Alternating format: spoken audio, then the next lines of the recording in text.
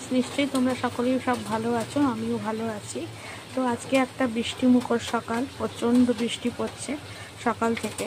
তো বৃষ্টি পড়লেও তো আমাদেরকে কাজও করতে হবে, সব করতে হবে, ব্রেকফাস্ট লাঞ্চ সবই বানাতে হবে, ডিনার পর্যন্ত এখন আমাদের ছোটাছুটি করতে হবে। তো আমি সকালের ব্রেকফাস্ট নিয়ে চলে এসেছি। তো আমি আজকে করেছি হচ্ছে সুজির উপমা। কিছুই দিইনি, সবজি, কাজু, কিশমিশ, একটু চিনেবাদাম, আর ফোড়নে দিয়েছি সর্ষে, কারি পাতা আর শুকনো লঙ্কা দিয়ে, একটু পেঁয়াজ, একটু আদা কুচি দিয়ে এই রেসিপিটা করেছি। তোমাদেরকে রেসিপিটা আমি পরে শেয়ার করব।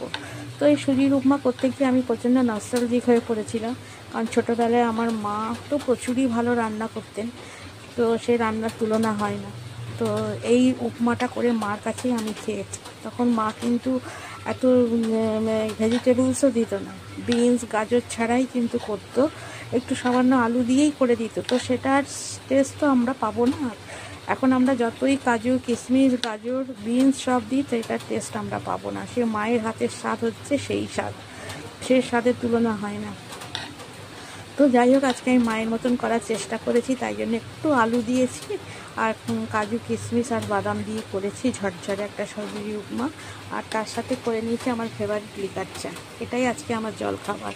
তো তোমাদের সঙ্গে ভাবলাম শেয়ার করি, তো তাই জন্য শেয়ার করলাম। আর সুজির উপমার রেসিপিটাও তোমাদেরকে পাঠিয়ে দেবো। তো মায়ের কথা মাঝে মাঝে তোমাদেরকে শেয়ার করব, কারণ খুবই মন খারাপ করে আবার মায়ের জন্য। সবারই করে, সবারই মা বাবা ছাড়া পৃথিবীতে আর কে আছে, নিজের বলতে কেউ থাকে না। সন্তান আর মা বাবা এরাই হচ্ছে আপন।